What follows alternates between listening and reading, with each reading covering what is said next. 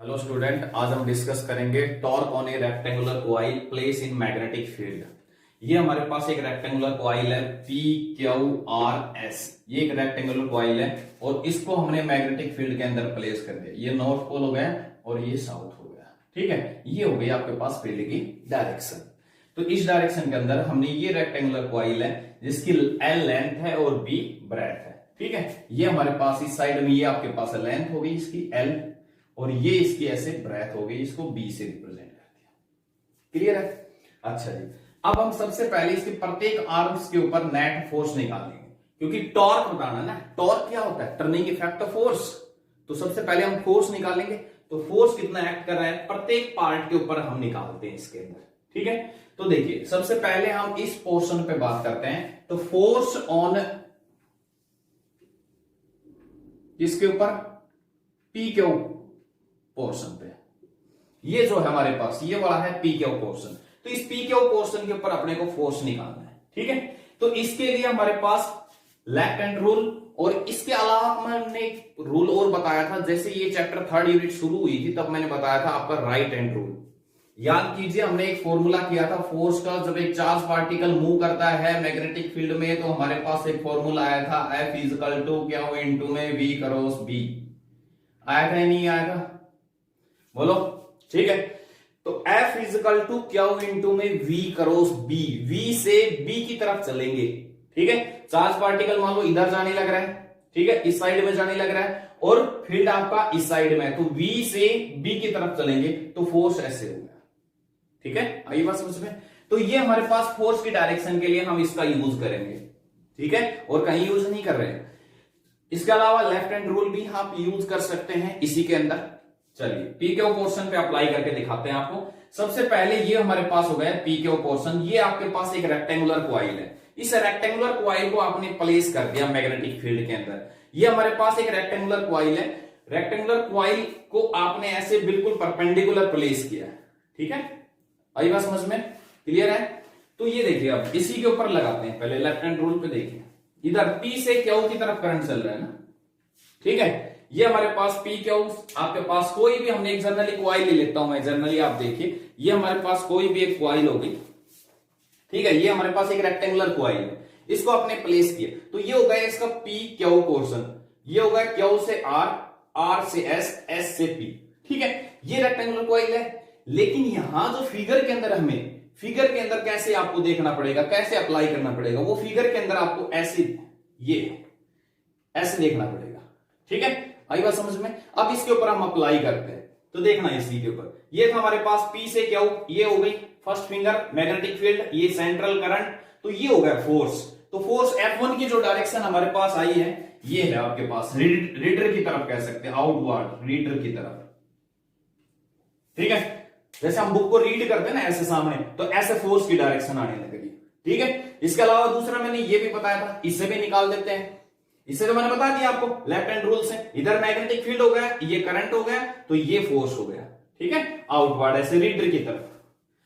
अब इसमें इसके अकॉर्डिंग निकालते हैं। F इक्वल टू क्या था, V क्रॉस B। V क्या हो गई, चार्ज वेलोसिटी, जिधर मूव करने लग रहा है। ठीक है, तो जिधर मूव करने लग रहा है वो आपके पास करंट की डायरेक्शन। बात है कि चार्ज जिधर मूव कर रहा है या करंट की डायरेक्शन दोनों एक ही होती है। तो ये हो गया आपके पास। अब इसके अकॉर्डिंग आता हूं मैं, राइट हैंड रूल के अकॉर्डिंग। देखिए V से B की तरफ, V कहां है, ये है, ये तो है इधर, ऐसे तो करंट आने लग रहा है ना। तो ये तो हो गया V और ये हो गया B। ठीक है, ये आपके पास मैग्नेटिक फील्ड, ये वाला इधर इस साइड में, ये नॉर्थ से साउथ, ये शो कर रखा है मैंने। ठीक है, तो आप चलिए V से B की तरफ, ये नीचे V था और इधर B है, तो V से B की तरफ ऐसे चलेंगे। ठीक है, तो ये कहां आया, आउटवर्ड। ठीक है, ऐसे इस पोर्शन के ऊपर अप्लाई कीजिए। तो ये है अंदर की तरफ जाने लग रहा है। ये क्यू आर पोर्शन आपका ये है आपका, मैंने बताया था ना अभी, पी क्यू तो ये दिखाई दे रहा है। ठीक है, क्यू आर ये है, तो ये रेक्टेंगुलर कॉइल ऐसे नहीं है आपके पास, ये ऐसे दिखाई। ठीक है, तो ये अंदर की तरफ जाने लग रहा है ऐसे। तो इस पे लगाएं। ठीक है, left hand rule right hand rule दोनों अप्लाई कर दीजिए आप। तो कैसे आएगा भाई, करंट, फील्ड तो यही है लेकिन करंट कहां जा रहा है, अंदर की तरफ। ये हो गया ना, मैंने बताया था ना कॉइल का अंदर की तरफ है ये पोर्शन, क्यू आर पोर्शन अंदर की तरफ है, तो अंदर की तरफ गया तो फोर्स किधर लगा, नीचे लगा, डाउनवर्ड डायरेक्शन में, ये डाउनवर्ड। ठीक है, आई बात समझ में? दूसरा राइट हैंड से भी निकाल देंगे। चलिए V क्रॉस B, ये V हो गया, ये B हो गया, V से B की तरफ चलो, ठीक है, V से B इधर है ना, ये B हो गया और नीचे B इधर, किधर आया फोर्स, अंदर, ठीक है, तो डाउनवर्ड हो गया। ऐसे इसमें आइए F3, सभी के अक्रॉस एक बार मैं डायरेक्शन निकाल देता हूं, उसके बाद मैग्नीट्यूड पे बात करेंगे। इस पे आइए F3 में, इधर आपके पास ये है करंट इधर V और ये हो गया B, V से B की तरफ, ये लो अंदर की साइड में, inward, away from reader, reader से away, away from reader, reader से अवे है इसमें डायरेक्शन F3 की। ऐसे ही F4 पे आइए, ये हो गई करंट की डायरेक्शन, इधर लिविंग लेना है अपने को, ठीक है, इधर लीव कर रहा है, ये वेलोसिटी या करंट की कहें, चार्ज पार्टिकल की वेलोसिटी कहें या करंट हो गया, और ये मैग्नेटिक फील्ड है, ठीक है। तो इसमें कहां आएगा, ये देखो इधर ऐसे चलेंगे इसमें, V से B की तरफ, ठीक है, ये तो हो गया V और B का इधर इस साइड में है ना, कहां है, आउटवर्ड, ठीक है। तो सबसे पहला ये जो फोर्स है P क्यू पे जो लग रहा है, ये कितना हो जाएगा आपका, आपको पता है एक स्ट्रेट कंडक्टर पे फोर्स कितना लगता है, LIB sin थीटा, ठीक है। L इसकी लेंथ है, I इसके अंदर से करंट फ्लो कर रहा है, करंट कितना है इसमें, I, और B मैग्नेटिक फील्ड हो गया। थीटा कितना बन रहा है इसमें आपका, देखिए म्यूचुअली परपेंडिकुलर है तो 90 हो जाएगा, तो F1 फोर्स जो P के ऊपर लगा वो कितना आ गया भाई, LIB, ठीक है, ये साइन 90 हो गया। थीटा एंगल किस किस के बीच में लेना है, I करंट होगा, ये मैग्नेटिक फील्ड में, ये देखो एंगल कितना बन रहा है, 90 है ना, ठीक है, तो साइन 90 1 हो जाएगा। F1 की वैल्यू आ गई हमारे पास। सिमिलरली F2, ये देखिए ये है करंट इधर, ये है मैग्नेटिक फील्ड, तो ये एंगल हम ले लेते हैं इसी के साथ, एंगल थीटा, ठीक है, ये एंगल हो गया थीटा, ये था मैग्नेटिक फील्ड इस साइड में और ये इसी के साथ एंगल बना दिया थीटा। तो कितना हो गया भाई फोर्स F2, F2 जो फोर्स है कौन सी ब्रांच पे लग रहा है, ये QR पे, कौन सी पे लग रहा है भाई, QR ब्रांच के ऊपर, ये जो कंडक्टर है इसके ऊपर क्या आएगा, लेंथ की जगह तो क्या आ गया हमारे पास, ब्रेथ B, current I, B magnetic field, angle theta, ठीक है। किधर है डायरेक्शन वो हमने दिखा रखी है आपको, डाउनवर्ड। सेकंड F3 ये वाला है आपके पास, F3 है इस साइड, ये डायरेक्शन हो रही है F3, ठीक है। तो F3 क्या जाएगा, LIB, इसमें भी थीटा कितना बनेगा 90, देख लो आप, ये एंगल बनेगा आपका 90, ठीक है, आई बात समझ में। तो F3 की वैल्यू क्या आ जाएगी, LIB, कौन सा पोर्शन है ये, RS पोर्शन के ऊपर।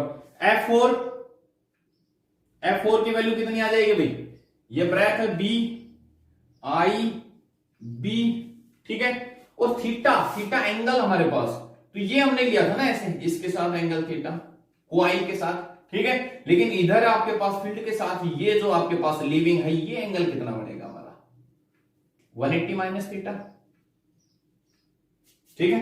तो एंगल कितना बन गया, साइन 180 माइनस थीटा, और साइन 180 माइनस थीटा कितना होता है,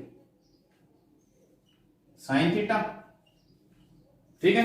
तो F4, अब देखिए F2 और F4 इसका लाइन ऑफ एक्शन है, कॉइल आपके ऐसे एंटी क्लॉकवाइज टर्न कर जाएगी इसके अंदर, ये देखिए, ये मैंने दिखाया था आपको PQRS पोर्शन, ठीक है, ये आपकी रेक्टेंगुलर कॉइल थी और ये आपकी ऐसे एंटी क्लॉकवाइज टर्न कर जाएगी ऐसे, ठीक है। ये हमारे पास था PS पोर्शन, इस PS पोर्शन के ऊपर ये है आपकी इसकी एक्सिस, लाइन ऑफ एक्सिस। तो F2 और F4 तो इक्वल एंड अपोजिट हो गए, ठीक है, और ये है F1, ठीक है, ये वाला F1 हो गया और ये वाला आपके पास F3 हो गया, ये F3 है। तो F1 और F3 की वजह से ऐसे एंटी क्लॉकवाइज टर्न कर जाएगी आपकी जो कॉइल है, वो आपके ऐसे एंटी क्लॉकवाइज टर्न कर जाएगी, इसमें ये डायरेक्शन होगी ऐसे एंटी क्लॉकवाइज, ठीक है। तो फोर्स तो हमारे पास आ गया, तो सिंस यहां पर लिख दोगे आप F2 and F4 are equal and opposite, ठीक है, equal and opposite, so cancel, तो ये तो कैंसिल हो गए, ठीक है। तो आपकी कॉइल जो टर्न करेगी वो किसकी वजह से, F1 और F3 की वजह से। तो कितना टॉर्क लगेगा? टॉर्क क्या होता है भाई? टॉर्क का हमने फॉर्मूला पढ़ा है, फोर्स इनटू में परपेंडिकुलर डिस्टेंस। ठीक है, फोर्स इनटू परपेंडिकुलर डिस्टेंस। तो एक बार मैं यहां लेता हूं पीएस पोर्शन, तो ये हो गया पीएस। ठीक है, तो एस पढ़ चुके हैं कितना, एक बार इस पर आते हैं पीएस पोर्शन। ये तो था हमारा पास पीएस, पी से एस की तरफ। ठीक है, ये है ना, तो ये ऐसे कॉइल टर्न किया ना एंटी क्लॉकवाइज, तो ये ऐसे बैक साइड में यहां ये होगा आपके पास वो, ये परपेंडिकुलर डिस्टेंस, इस पॉइंट को मैंने टी नाम दे दिया। ठीक है, ये फील्ड था, ये फील्ड के साथ एंगल थीटा बना रही थी हमारी, तो ये इसका अल्टरनेट एंगल थीटा हो जाएगा। ये हो गया आपके पास। तो टॉर्क की वैल्यू क्या हो जाएगी? फोर्स अभी हमने निकाला है LIB। भाई फोर्स कौन सा है? F1 और F3 तो है, F1 F3 की वजह से, तो F1 F3 की वैल्यू हमारे पास क्या है? LIB इनटू में परपेंडिकुलर डिस्टेंस। परपेंडिकुलर डिस्टेंस कौन सी है? TS, ये वाली तो है, इसी के ऊपर तो फोर्स लग रहा है, तभी तो टर्न कर रही है। टीएस की वैल्यू निकालिए इस ट्राइंगल के अंदर से। ये देखिए ट्राइंगल टीपीएस जो आपके पास है, इसके अंदर आप टीएस की वैल्यू निकाल लेते हैं। टीएस ये है हमारे पास, क्या आ जाएगी भाई?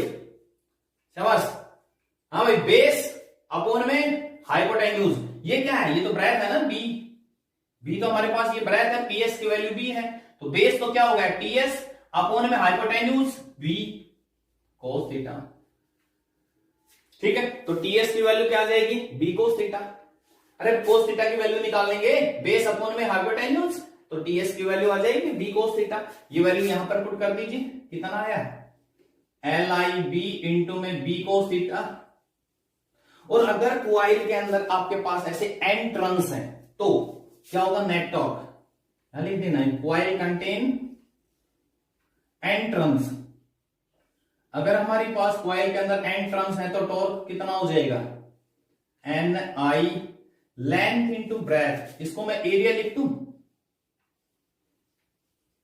ठीक है, और NIA इसको आपने पीछे पढ़ा था, क्या नाम दिया था? Magnetic dipole moment. तो ये हमारे पास आएगा MB cos थीटा।